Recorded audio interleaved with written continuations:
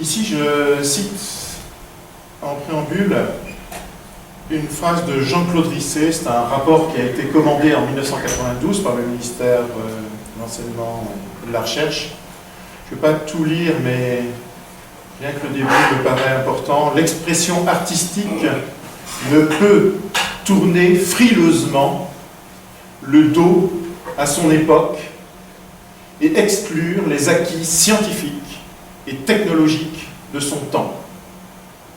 Chaque mot me semble particulièrement important de la part d'un musicien qui a une double carrière, chercheur au CNRS, normalien, mathématicien, physicien, et aussi, bien sûr, le compositeur que vous connaissez. Alors, j'évoquerai cette question, comment devient-on compositeur, en faisant notamment un rappel au niveau des études liées au CNSM, Conservatoire national supérieur de musique et de danse de Paris, en évoquant la question du premier, deuxième et troisième cycle. Alors, question, comment on devient compositeur? Est-ce que on devient compositeur en disant « je suis compositeur » Est-ce qu'on devient compositeur parce que le public décide que vous devenez vous compositeur? Est-ce qu'on devient compositeur à travers les modes du moment? Est-ce que c'est l'État qui décide? Est-ce que c'est la SACEM? Si vous êtes inscrit à la SACEM, est-ce que vous devenez compositeur? Est-ce que ce sont les organismes de commande qui décident ou non que vous êtes compositeur? Alors j'aborderai un élément de réponse en lien avec la formation des compositeurs et notamment le fait de pouvoir enseigner la composition dans les cadres publics. Ce qu'on appelle les cadres publics, il y a deux sortes là de cadres publics qui pourraient être évoqués. C'est les fonctions publiques territoriales, bien sûr, un peu comme le conservatoire ici, CMA5, ou les cadres de la fonction publique d'État, et notamment on pense au ministère de la Culture, les pôles d'enseignement supérieur, notamment les deux conservatoires supérieurs de Paris et de Lyon. Alors ici je voudrais être très très rapide, mais simplement rappeler qu'il y a eu une évolution dans les formations en lien avec le supérieur, après le bac. Je vois des plus jeunes, donc c'est après le bac, hein. Ça, c'est ce qu'on appelle. Il y a eu trois moments importants qui sont assez récents en France, voire en Europe.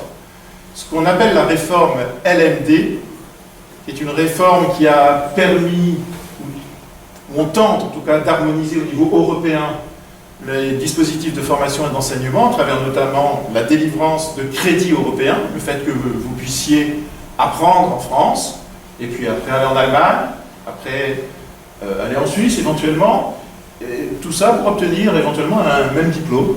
C'est possible, et à travers trois grades, la licence, le master et le doctorat. Vous voyez, 2002, c'est assez récent, hein, cette façon d'uniformiser les formations supérieures en Europe.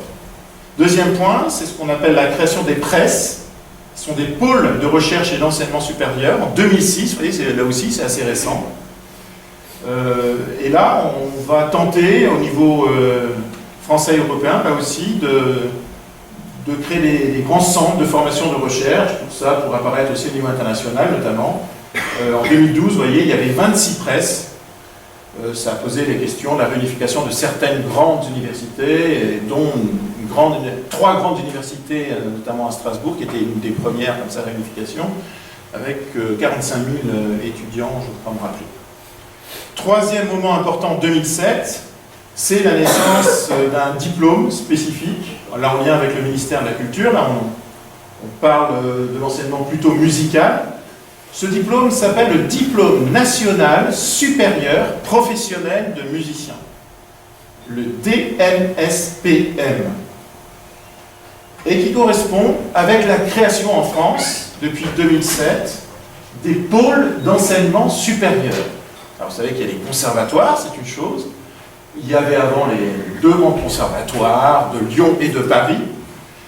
Et on a créé, en dehors de ces deux CNSM, 13 pôles d'enseignement supérieur qui font qu'en France, il y a actuellement 15 pôles d'enseignement supérieur avec le CNSM de Lyon et de Paris.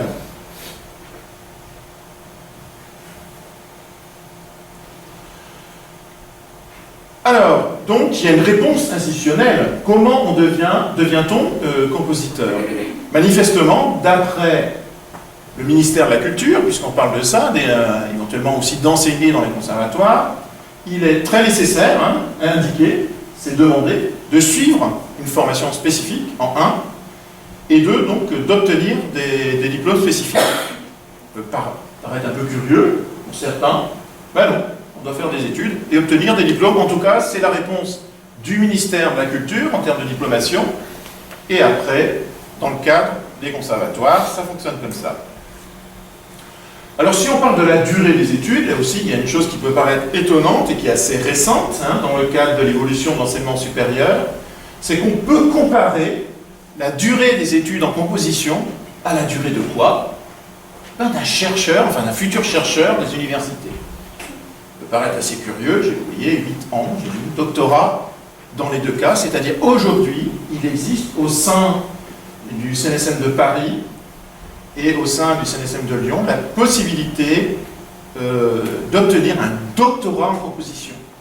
Ça, c'est très récent, à la fois dans les mentalités, il y a eu des évolutions qui ont fait qu'entre le ministère de la Culture et le ministère de l'Enseignement supérieur, de la Recherche, les choses pouvaient être séparées, les universités, les conservatoires.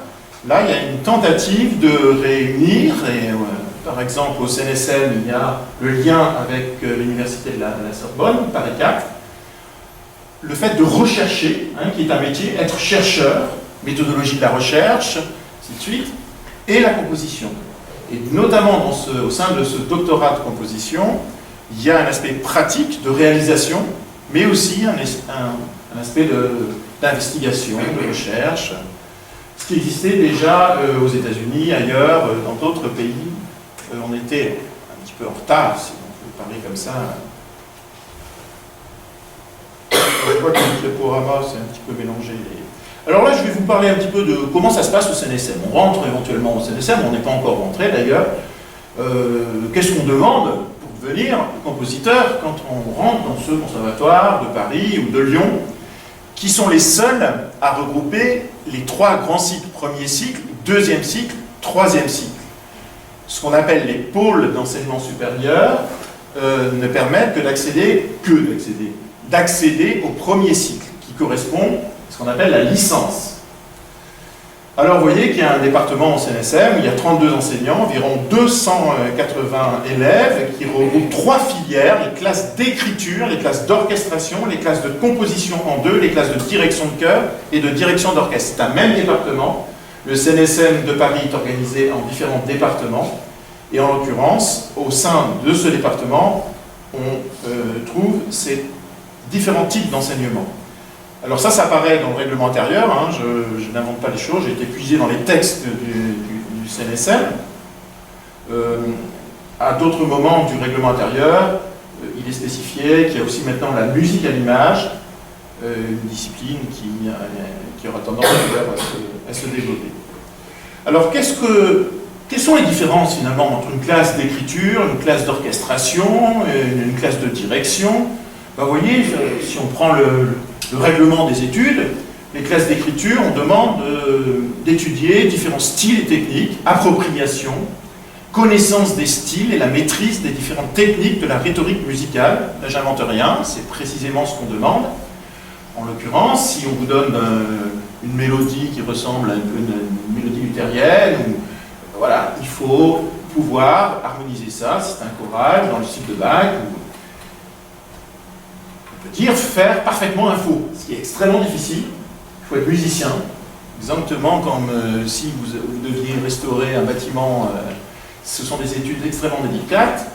Bien sûr, l'écoute intérieure et le fait d'être en capacité de maîtriser, de comprendre les styles aussi. Classe de la direction, c'est devenir chef d'orchestre, ça va de l'analyse jusqu'à la pratique de la gestique. C'est encore très différent de la composition. Alors la composition, il y a certaines expressions qui sont claires, élève tourné vers la création, le terme création apparaît, donner les moyens de mener leur propre recherche, le terme recherche, vous voyez, tout de suite est là présent. Apprentissage des données techniques, la technique, écrire pour un instrument, il faut savoir de quoi on parle, et Amaury a bien démontré ces aspects-là, et conceptuel, là on parle de concept. Alors le concept, ça peut paraître un mot compliqué pour les tout jeunes, mais simplement, c'est le monde des idées, les concepts. Et les plus récents, eh oui, les idées, elles évoluent, elles vieillissent, certaines meurent. Donc là, il est question d'aborder les idées les plus récentes, tant dans le domaine de l'écriture instrumentale ou vocale, que dans ceux de l'électroacoustique et de l'informatique musicale. Donc vous voyez les mots-clés, création, recherche personnelle, composition instrumentale, électroacoustique, informatique, ainsi de suite. Alors le concours, comment on rentre pour être formé en composition dans ces cycles supérieurs? Ben, c'est le concours, il y a le plus d'épreuves, qui est le plus long au CNSM. Vous voyez, 4 étapes, 8 épreuves spécifiques, pardon, il n'y a pas d'équivalent. Alors, à mon époque, c'était comme ça n'a pas vraiment changé. Aujourd'hui, donc il y a une étape de présélection, on va tester l'oreille, épreuve éliminatoire, on va voir un peu de quoi il en retourne, épreuve d'admissibilité, épreuve d'admission, et en tout, donc, 8 épreuves très particulières qu'on retrouve dans aucune autre discipline, on a bien compris. Vous voyez, alors qu'est-ce que c'est qu'est-ce qu'on demande à un compositeur, à un futur compositeur, pour rentrer simplement en premier cycle d'un CNSM? Ben, il y a une présélection, d'ailleurs, sous dossier, à partir de 3 partitions. Déjà, il faut savoir écrire, manifestement, un peu de musique, puisque vous êtes en concurrence, bien sûr, internationale, avec d'autres étudiants qui viennent d'un peu partout. En 2, il y a des épreuves éliminatoires de formation musicale. Alors on teste l'oreille, savoir si vous entendez, les dictées rythmiques, mais pas seulement, il y a aussi les aspects d'analyse musicale. Un compositeur, ça doit entendre. Oui, bizarrement, aujourd'hui, il peut y avoir des blagues sur les compositeurs contemporains en pensant qu'ils n'entendent rien, mais non, c'est la deuxième épreuve éliminatoire de formation musicale. Ceux qui ont peu pratiqué, qui ont des médailles, ou anciennement, ils ont fait une formation, ça ne pose pas vraiment de difficulté, mais voilà, pour rentrer, il faut entendre un minimum. 3, épreuves d'admissibilité. Il y a des épreuves de reconnaissance de timbre et de style, une autre épreuve de commentaire d'écoute, donc ça c'est un peu lié à la culture, 5 extraits relatifs à plusieurs périodes et aires géographiques, et puis une épreuve d'écriture du 20e, 21e. Là on prend un exemple, ça peut être un mode de Messiaen, un rythme non rétrogradable, et vous devez écrire dans le style de Messiaen. Examen par le jury. Alors à mon époque on écrivait dans le style de Bach, c'était une épreuve d'écriture mais plus classique.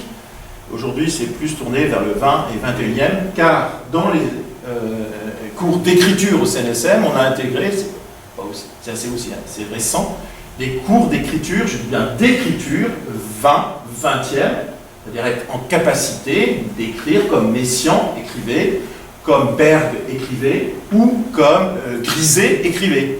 Il s'agit bien de ce type d'apprentissage. Épreuve d'admission, une épreuve d'analyse, vous voyez, issue des 20e, 21e, et un entretien par la suite avec le jury. Alors, voilà, je vous ai mis un petit exemple d'épreuve dans le cadre de la première épreuve, non, de la deuxième épreuve, l'épreuve de formation musicale. Vous voyez, vous connaissez tous le message esquisse, le début des pièces pour violoncelle, et on va vous demander par exemple de transcrire les notes en harmonique de message esquisse au violoncelle. Alors les notes en harmonique ici, c'est pas simplement les harmoniques de quarte aux cordes, ça peut être les harmoniques de tierces comme il y a, des harmoniques de 6, ainsi de suite. Parfois même ceux qui apprennent le violon ou la contrebasse ne savent pas trop comment. Oui, le compositeur, là on lui demande pour rentrer simplement en première année de pouvoir transcrire, ou les partitions, vous voyez sur le côté, c'est les partitions de l'époque des Viennois, l'époque moderne. Il y a une transcription de tous ces instruments, vous voyez, donc des partitions assez complexes. Le compositeur doit savoir lire et entendre une partition. Modalité d'admission en second cycle, on retrouve un projet d'étude, 4 partitions, admissibilité, mise en loge d'orchestration, à mon époque c'était 17 heures, épreuve d'analyse, épreuve de nouvelles technologies, car dans le premier cycle du CNSM, on ne conçoit pas la composition sans les nouvelles technologies. Il n'y a pas de dissociation entre composition et nouvelles technologies. Ça, je pense que c'est important à bien comprendre. Et admission lors d'un entretien. Troisième cycle, eh ben on en a parlé un petit peu, c'est la question du doctorat qu'on peut passer en lien avec le CNSM et la Sorbonne, avec présélection sur dossier, admissibilité sur entretien, admission définitive par un jury. Voilà. Et bien après, il y a les questions de contenu. Alors, qu'est-ce qu'on apprend au sein de ce CNSM en cycle supérieur? La composition comme discipline principale. Qu'est-ce que c'est qu'un cours de composition? On arrive chaque semaine avec une partition et on discute du projet, de l'évolution avec l'enseignant en composition. Et pas seulement, on en a un petit peu parlé, c'est-à-dire toutes les épreuves qui sont décrites dans le concours de sélection, on les retrouve, nouvelles technologies, l'analyse, vous avez des cours, initiation à l'orchestration, culture musicale, langue vivante, aspect pratique du métier 1 et 2, mise en situation professionnelle. Vous voyez, deuxième cycle, je retrouve globalement un peu le troisième cycle, pour constituer un dossier. Et on arrive donc à 3 niveaux de diplôme différents. Un DNSPM en composition, qui correspond à une licence, un niveau master, avec des prix de composition plus des certificats, et un doctorat en 3e cycle de composition. Voilà, je ne sais pas s'il y a des questions déjà sur cette première partie qui tente un petit peu de résumer la situation de l'apprenti compositeur par rapport à ce que demande finalement un ministère en France, qui est le ministère de la Culture, un établissement comme le CNSM de Paris, on a dit, et bien sûr sous le contrôle direct du ministère de la Culture. Donc il y a une corrélation entre les... Je ne sais pas s'il y a des questions sur ces aspects. N'hésitez pas, on est là pour échanger. Oui, Stéphane. Oui. Oui, alors je vois rien. C'est pour ça que je te le dis. Voilà. je vois que des lumières, mais aussi. Ah voilà, c'est super. Merci. Est-ce qu'il y a une exigence de productivité quand on est en composition au CNSM, un nombre de partitions données à produire en 3 ans de licence ou... Alors ça dépend beaucoup des... Ça reste une matière un petit peu spécifique par rapport à cette question intéressante. Ça dépend beaucoup des étudiants et parfois de la relation entre l'étudiant et l'enseignant. Alors je vais évoquer, excuse-moi de parler comme ça, je te connais, je permets de te tutoyer, je vais évoquer des questions un peu personnelles où j'ai souvenir de collègues étudiants qui arrivaient avec 2 mesures chaque semaine. Tu vois, 2 mesures. Un autre, il arrivait avec un du tout qui était bloqué complètement pendant une année. Et un autre qui faisait 2-3 pièces, voire 4, 5 dans une année. Après, ce qu'on demande, le portfolio ou le résultat de tout ce travail, il est quand même lié à une notion de dossier diversifié en termes de nomenclature. Donc on va aborder les pièces solistes, les pièces pour ensemble, homogènes, hétérogènes, la relation avec l'électronique, les pièces pour orchestre, la question de la voix, tu vois. Diversifié, un peu comme dans les concours du CNFPT, de la fonction publique territoriale, pour les instrumentistes, attention, jouer des pièces diversifiées, ça correspond aussi à des époques, et là ça peut correspondre à des nomenclatures. C'est pas, on oblige un schéma particulier de compositeur 21e, du moins est-ce qu'il faut calquer un petit peu dans les prérequis du dossier de l'élève pour ses compositions, c'est l'essai notamment. C'est-à-dire que est-ce qu'on demande éventuellement vraiment d'étudier tel aspect compositionnel, tel compositeur, et de reproduire un petit peu, d'utiliser ces outils-là, où on reste totalement libre de la création de l'étudiant? Alors, si tu veux, il n'y a pas de réponse à cette question en dehors des textes officiels. Après, il y a des réponses que tu peux interpréter, mais ça, je ne suis pas là pour ça, en fonction des enseignants, et ça moi, je ne m'aventure pas sur cette question-là. La réponse me semble assez claire dans le règlement une lecture assez large, des études. On n'oublie pas d'arrêter dans des écoles particulières, diversifiées. On n'oblige pas. Je suis pas sûr que ça se pose en ces termes. Oui. Ce qui est obligé, ce sont les mots-clés. Donc la recherche, la création, on comprend qu'il y a des notions d'invention qui sont présentes. Et d'un autre côté, en contrebalancement, je ne sais pas, le fait d'associer à ça, il y a des aspects de culture. Voilà, bon, à partir de ça, tu vois. Je vais poser la question, parce que ça nos étudiants, on l'a posé aussi un peu récemment en cours aussi. Donc voilà. En tout cas, ça se présente comme ça par rapport au texte.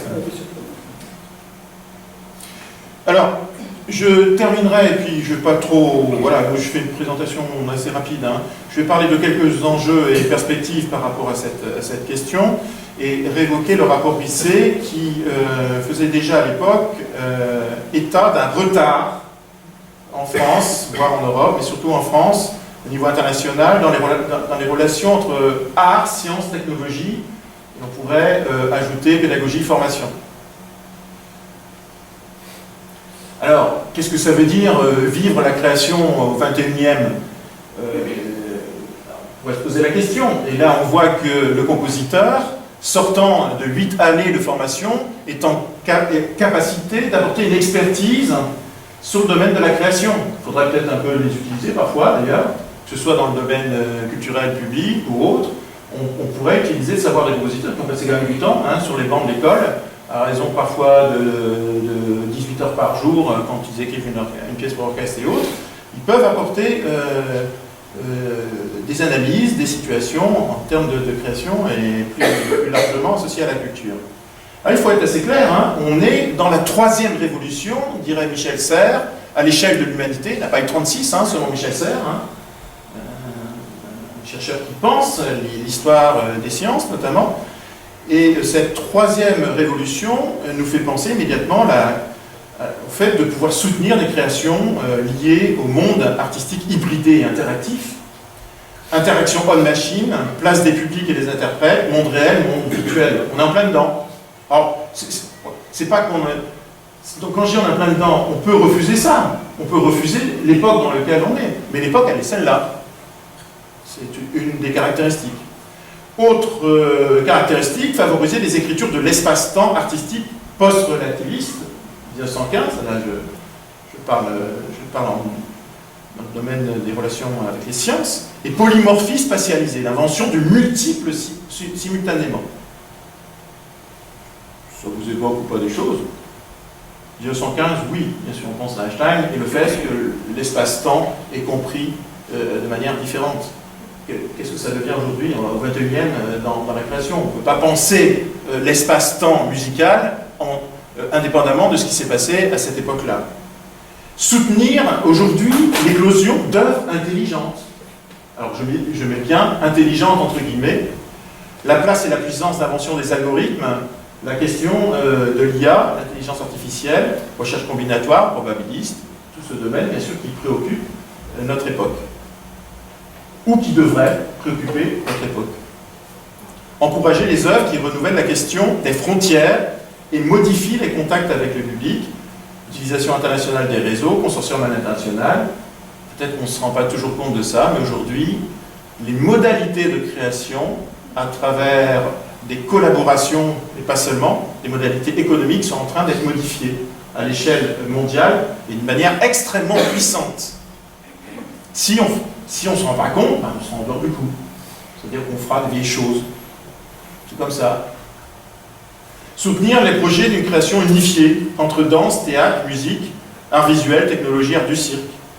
Recherche d'un langage unifié ou métalangage. Alors là aussi, ça fait très bien de mettre de la danse avec de la musique, avec ça, c'est politiquement très... Mais c'est pas seulement ça, unifié. Unification en physique, unifier les trois dimensions du microcosme jusqu'au macrocosme, ou l'échelle cosmologique, c'est autre chose. C'est de quelle manière une danseuse va projeter un son dans une forme de complétion, de complémentarité entre les pratiques. Donc, le fait de repenser ça avec la virtualité redéfinit la question du langage. On ne peut pas y échapper. On ne réinvente pas les contextes. Alors, je termine un peu sur cet aspect-là, puis je dirais peut-être un mot sur la classe de proposition en conclusion, puis on évoque, si vous voulez, on peut échanger. Comment ne pas imaginer aujourd'hui l'existence d'espaces de nouvelles générations dédiés aux nouvelles technologies, à la création polyartistique et polysensorielle, à la formation, à la recherche. Vous voyez, ces mots qui s'imbriquent. Polysensorielle, nouvelles technologies, polyartistique, formation, recherche. Ce type de laboratoire vivant de la création comprendrait un pôle spectacle vivant, danse, musique, théâtre, cirque, un pôle art numérique, les plasticiens, notamment en utilisant l'IA, des lieux pédagogiques comme les conservatoires, les écoles d'art, un incubateur, accompagnement de projets artistiques et de conception de logiciels, IA, un Fab Lab, ça c'est ce qui se passe notamment aux États-Unis et au MIT, qui est très réputé pour ça, laboratoire de fabrication, construction de matériel et développement de logiciels, et un pôle de recherche, chercheurs universitaires, doctorants, post-doctorants. Tout ce monde-là, aujourd'hui, c'est inconcevable qu'ils ne travaillent pas ensemble. Et il existe au niveau mondial, que ce soit en Chine, dans d'autres pays, des modes de fonctionnement qui apparaissent de plus en plus comme cela. Si on ne se rend pas compte, là aussi on sera à côté des choses. Quand je dis on sera à côté, on sera à côté aussi des formes d'époque. Alors, juste sur cet aspect-là, je termine cette petite présentation en disant que on peut être très bon en innovation, on peut être très bon en recherche, et très mauvais dans le domaine artistique. Une œuvre d'art, c'est pas forcément une innovation, ça ne veut rien dire. Une innovation scientifique n'est pas une réalisation artistique. On a tendance, nous, à avoir une culture conséquente de la question artistique. On est probablement en train de perdre un temps énorme sur les aspects technologiques, ces imbrications. En d'autres termes, ce qui se passe, c'est qu'on voit des consortiums qui réalisent par exemple des situations d'immersion avec l'image en 3D, le fait de pouvoir communiquer avec l'œuvre et ainsi de suite, et puis vous voyez des petites fleurs, des petits sons, des petits... C'est-à-dire que c'est d'un très haut niveau technologique et d'un contenu très médiocre. Là, je pense que nous, quand je dis nous, dans ces lieux-là, mais aussi en Europe, on pourrait apparaître pour faire en sorte qu'il y ait un équilibrage entre la partie du haut niveau scientifique et la partie des contenus. Je pense aussi aux instrumentistes. Un petit mot pour parler de la classe de composition, en disant que cette classe de composition, ben, il n'y en a pas 36 hein, dans le réseau des conservatoires, il n'y en a que 2. Je sors d'une réunion dans le réseau des conservatoires, oui, des CMA, sur la ville de Paris, ça peut vous paraître un peu... Je sors d'une réunion avec l'inspection, on réaffirme qu'il y a 2 classes seulement, avec Eric Tanguy, et celle qui est présente ici, donc l'effort. Quand je dis l'effort, ça paraît un peu naturel qu'il y ait des classes de composition, mais il n'y en a que 2. Il y a aussi le fait que ce soit coordonné avec le CR de Paris. Il y a 3 enseignants de composition au CR de Paris, c'est-à-dire que sur le réseau de la ville de Paris, on est 5 enseignants en composition. Et on peut je veux dire, accueillir des élèves de tout niveau. Ici, j'ai des élèves post-DEM. On peut aussi accueillir des élèves en DEM, que ce soit au CRF ou ici, de la même manière. Ça fonctionne de la même manière. Dernière remarque aussi, au CNSM, on réfléchit beaucoup en ce moment à ces questions d'évolution. Nouvelles salles de dernière génération avec des imbrications, les mondes virtuels, réalité hybridée. Est-ce qu'on n'a pas pris trop de retard sur ces questions? Il n'est jamais trop tard, vous allez me dire. Vos actions, quand je dis vos actions, le corps enseignant, les interprètes, les élèves interprètes, on est dans une communauté d'action qui fait qu'on est là pour réfléchir, pour s'entraider, pour faire en sorte que cette création vive à travers des échanges et des compétences qui soient clairement identifiées. C'est comme ça que, me semble-t-il, l'échange s'enrichit. Voilà, je vous remercie. Si vous avez des questions, on peut échanger. Voilà. C'était le sens de mon intervention. J'espère que je n'ai pas été trop long en vous endormant.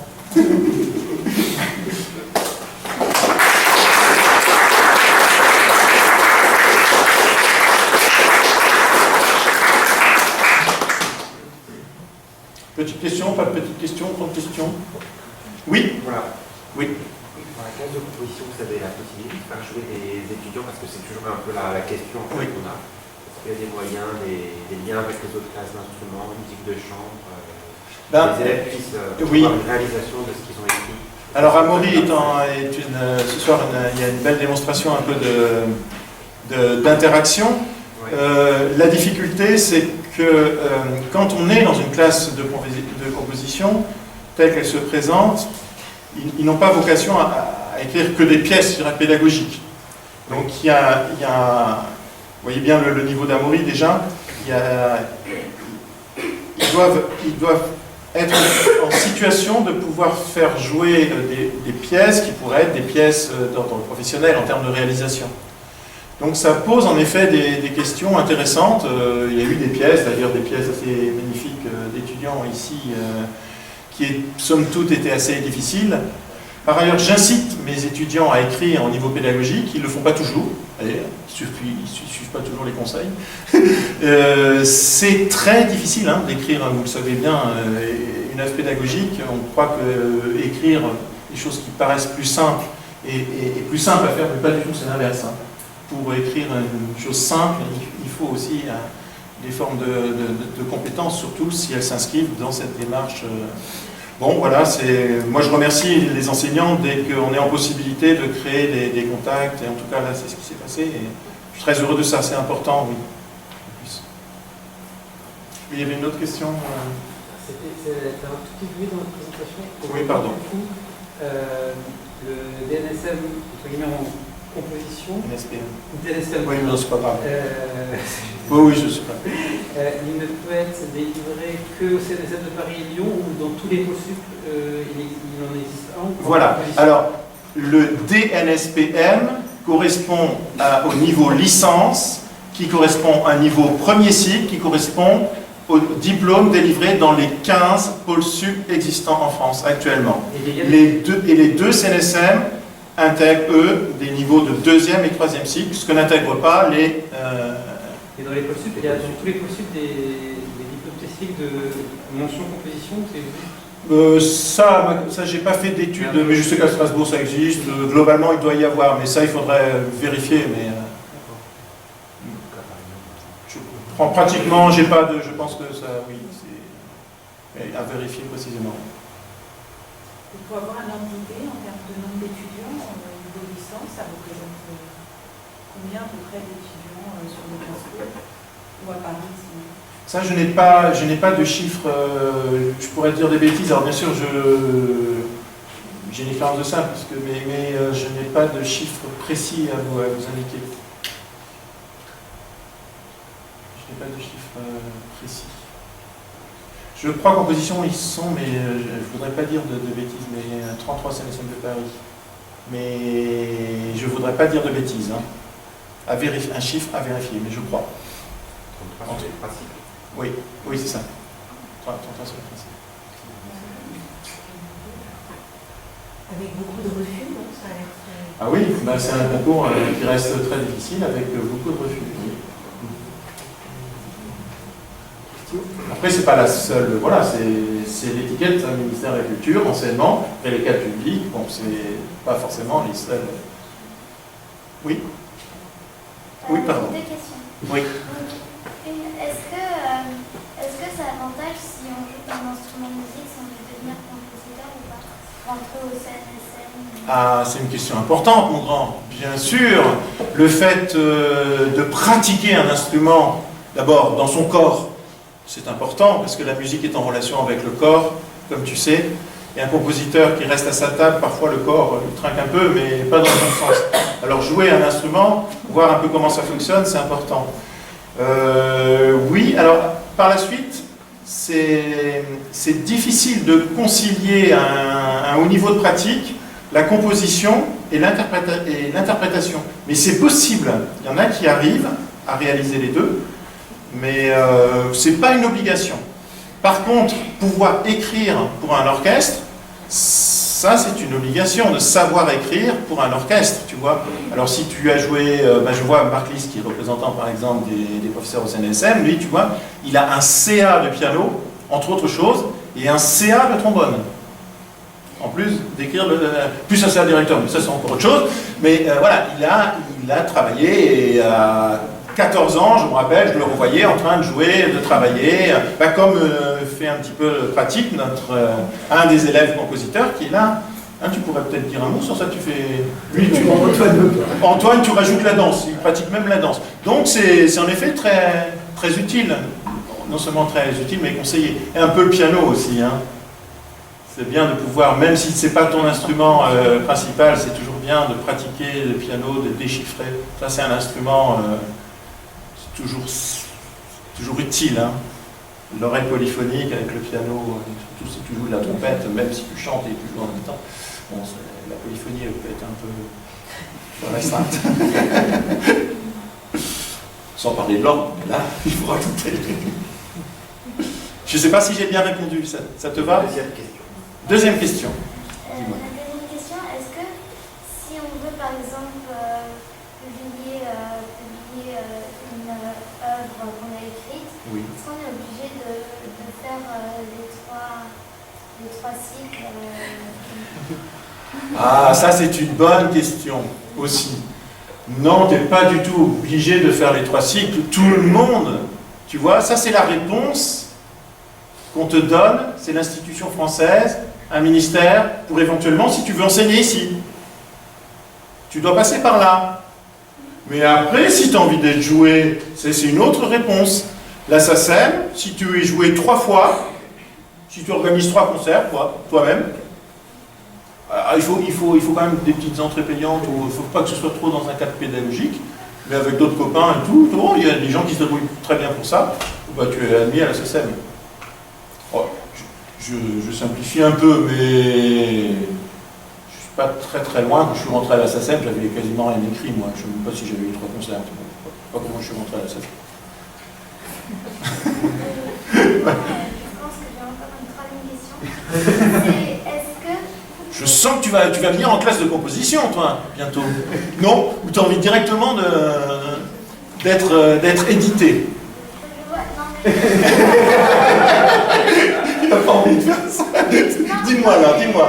Est-ce que pour rentrer au CNSM, Oui. si par exemple on se présente plusieurs fois et qu'on rate, est-ce qu'il y a une limite ou à partir du temps de fois qu'on rate, on n'a plus le droit d'essayer le concours? Alors ça, je ne sais pas, Pierre, si tu as une idée de ça. À notre époque, je dirais. Je crois qu'il y avait un. Ouais, c'est À ça. notre époque, il y avait 3 fois. Ouais. Je sais pas Par exemple, actuellement. on disait, écoutez, merci, vous avez passé 3 fois, et vous formez, puis on en parlera plus tard. Ouais, c'est ça. Ou adieu, mais en fonction des âges. Il y a des limitages par contre. De Ouais, manière ça, il y a des- certaine, c'est poussé à 29 maintenant, ou c'est revenu à 27 ou pas, comme pour l'écriture? Oui, c'est 28, ça va être 28. Oui, tu vois, il y a des limites d'âge et à vérifier ça. Si tu... Complètement. Mais tu sais, si tu as envie de rentrer au CNSM, tu rentres, hein, c'est comme partout. Il faut beaucoup travailler et tu rentres. Il n'y a pas de souci pour rentrer. Je me permets une petite Ouais, bien interaction, Stéphane. Tu as quel niveau de formation musicale actuellement? Deuxième. Sache que bientôt, alors ça n'empêche pas, tu peux même y aller avant, parce que la classe de composition, dans le cycle que propose Stéphane de Gérando ici notamment, il y a aussi tout un cycle d'initiation. Et également, on a beaucoup ouvert sur les modules complémentaires, tu vas voir passer ça en formation musicale, peut-être déjà toucher un petit peu à de l'arrangement, des choses comme ça. Et notamment sur 2 C3, donc deuxième cycle, 3e année, deuxième cycle, 4e année. Donc on opte sur un choix de modules, donc des modules semestriels, donc 1 heure par semaine, pendant, on va dire de septembre, d'octobre à février, pour initier, et notamment donc, chez Stéphane, il y a ça, il y a chez moi aussi une improvisation, il y a chez Olivier aussi pour l'arrangement notamment. Et il y a d'autres choses, la polyphonie, il y a rythme. Mais pour nous, ce sont des éléments aussi de formation, des éléments aussi de découverte très importants. Et donc on touche chacun à son niveau avec les mots aussi appropriés aussi pour des enfants aussi un peu plus jeunes. Là, ça va être, on s'est mis sur des sphères un petit peu plus hautes. Mais justement, c'est tout à fait touchable, palpable. Ah, tu as quel âge? C'est pas discret. 10 ans. J'ai pas compris. 10 ans. 10 ans. Tu vois, Antoine, il a 12 ans, il est en classe de composition Ça fait 2 ans que tu dis toi ça. Ouais, donc à 10 ans, ça peut être ça. et il est en classe, il a commencé par une initiation en composition. Donc tu peux aller voir, puis de temps en temps aller voir les grands, communiquer avec Antoine. Stéphane, il enseigne le samedi. Le samedi. Samedi, Je sais que le samedi, il y a un basket, plus... Après, on va passer à d'autres questions, mais néanmoins, ça vaut le coup, même à la position de mon contact avec Stéphane Gérard, de passer écouter, ce qui est un cours de voix. D'accord. D'ailleurs, comment ça se passe alors? On peut passer écouter, à condition que moi je supervise avec Stéphane les choses, mais on peut arranger la chose qui vient d'écouter le micro, pour un peu à quoi ça ressemble. Oui, tu seras volontiers accueilli. Voire même peut-être qui vient écouter un petit peu un des modules second cycle qui serait peut-être plus approprié, je ne sais pas, ça peut être. Ça, oui, On va voir. Moi, je ne m'engage pas là-dessus, mais on verra. Ça, on pourra avoir un contact si tu veux. Si tu viens un samedi, tu passes à la classe, C'est au premier étage, et puis on discute un petit peu, et puis on voit comment on peut... Puis si tu as envie de commencer, pourquoi pas? Il faut que tu sois très motivé, il faut que tu en vois où tu en es. Il ne faut pas commencer aussi trop jeune, parce que c'est pas la peine de s'épuiser, tu vois. Mais Antoine, il est assez incroyable, hein, il est tout jeune et il fait déjà des tas de choses, hein, c'est fabuleux. Sainte-Grigue, tu vois aussi? Tout au fond à gauche, premier étage.